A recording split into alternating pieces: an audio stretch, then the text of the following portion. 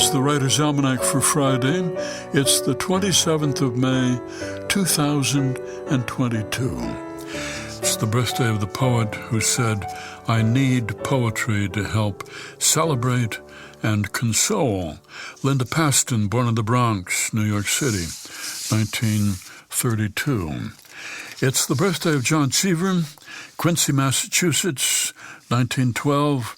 Wrote for more than 50 years, published over 200 short stories, most of them in the New Yorker magazine, kept journals his entire life, and the Journals of John Cheever came out in 1990.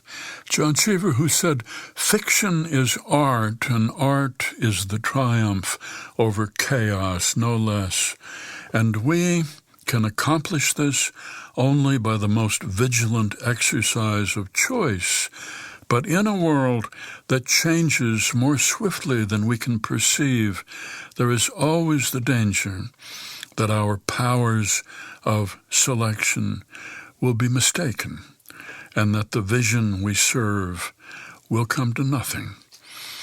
Cheever, who once described his own stories to be stories of a long-lost world when the city of New York was still filled with a river light, when you heard the Benny Goodman quartets from a radio in the corner of a stationery store, and when almost everybody wore a hat. John Cheever said, "I woke at 3, feeling terribly sad, and feeling rebelliously that I didn't want to study sadness, madness, melancholy, and despair. I wanted to study triumphs, the rediscoveries of love, all that I know in the world to be decent, radiant, and clear."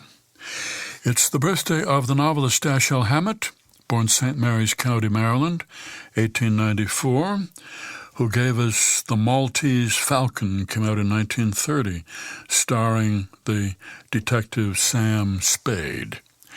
And it's the birthday of the marine biologist and writer Rachel Carson, Springdale, Pennsylvania, 1907, worked for the U.S. Fish and Wildlife Service for many years and won the National Book Award for her second book, the bestseller, The Sea Around Us, after which came her book Silent Spring, all about the ecosystem and how it had been destroyed by the widespread misuse of harmful pesticides, such as DDT.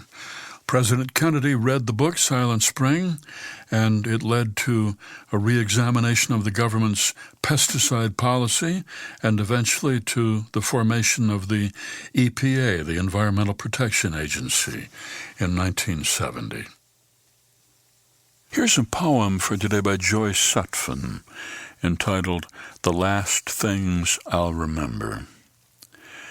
The partly open hay barn door, white frame around the darkness, the broken board, small enough for a child to slip through. Walking in the cornfields in late July, green tassels overhead, the slap of flat leaves as we pass, silent and invisible from any road.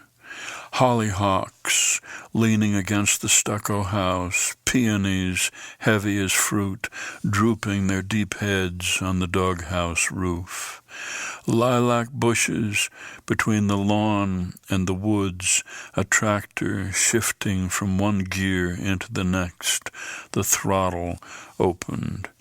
The smell of cut hay, rain coming across the river, the drone of the hammer mill, milk machines at dawn.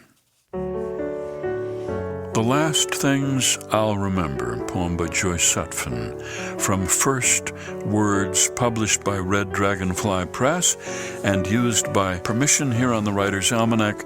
Be well, do good work, and keep in touch.